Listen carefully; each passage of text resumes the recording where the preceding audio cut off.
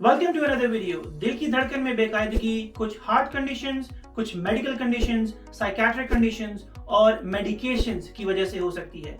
इस एपिसोड में हम डिस्कस करेंगे वो कौन सी कॉमन कॉजेज हैं जो पैल्पिटेशंस का रिस्क बढ़ा देती हैं। तो स्टे ट्यून्ड।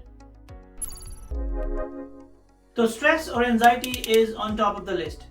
स्ट्रेस किसी न किसी शक्ल में सब फेस करते हैं और अक्सर हम इसे रियलाइज नहीं कर पाते। जहनी तनाव जॉब के प्रेशर की वजह से हो सकता है, रिलेशनशिप में प्रॉब्लम्स की वजह से हो सकता है, पैसों की वजह से हो सकता है, मीडिया ओवरलोड की वजह से हो सकता है, या फिर ठीक से नींद ना पूरी होने की वजह से हो सकता है। और अगर इसे ठीक से हैंडल ना किया जाए तो ये वक्त के साथ साथ आपका ब्लड प्रेशर और हार्ट रेट बढ़ाता है, जिससे पैल्पिटेशंस होती हैं। स्ट्रेस में हमारा सिंपैथेटिक सिस्टम ब्रेन की सप्लाई बेहतर करने के लिए दिल की धड़कन तेज करता है, जिसकी वजह से पैल्पिटेशंस होती हैं। इसलिए अपना स्ट्रेस जल्दी मैनेज करें और डेली बेसिस पर मैनेज करने की कोशिश करें। दूसरी रीजन जो यंग फीमेल्स में ज्यादा देखी जाती है वो है अनीमिया, यानी खून की कमी। खून की कमी का मतलब ऑक्सीजन की कमी, और बॉडी की डिमांड को पूरा करने के लिए दिल को तेज धड़कना पड़ता है ताकि वो ऑक्सीजन पूरी बॉडी में सप्लाई कर सके, जिसकी वजह से दिल पर बोझ बनता है, जिससे पैल्पिटेशंस होती हैं।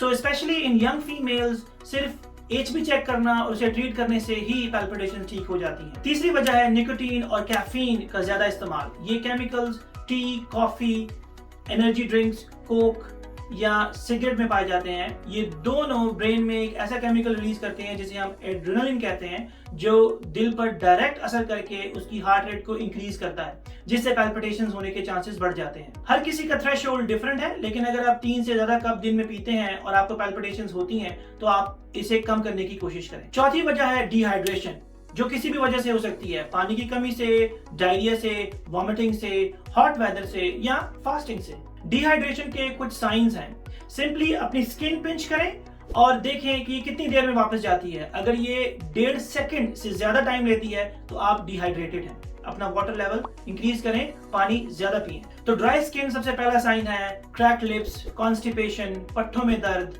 या डार्क यूरिन बहुत कॉमनली डिहाइड्रेशन में देखे जाते हैं। वाटर रिकमेंडेशन सबके लिए सेम नहीं, ये डिपेंड करती है आपकी वेट, हाइट, आपकी नेचर ऑफ वर्क और क्लाइमेट पर।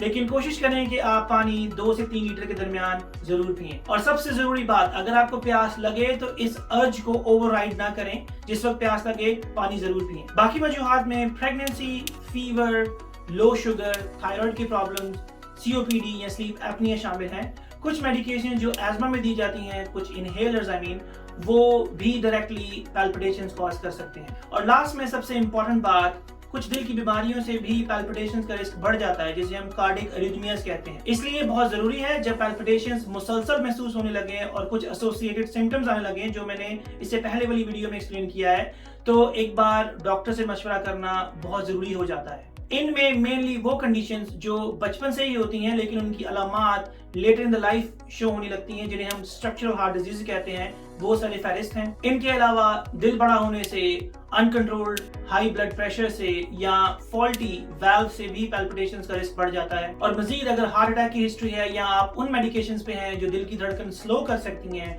उनसे भी पैल्पिटेशंस का रिस्क बढ़ सकता है। और आखिर में अगर तमाम इन्वेस्टिगेशंस के बाद कोई रीजन ना मिले तो ऐसी पैल्पिटेशंस को हम इडियोपैथिक पैल्पिटेशंस कहते हैं, जिन्हें हम हार्मलेस समझते हैं। आई होप ये वीडियो आपके लिए हेल्पफुल साबित होगी। अगर आपने अभी तक सब्सक्राइब नहीं किया, please consider subscribing. Take care, अल्लाह हाफिज।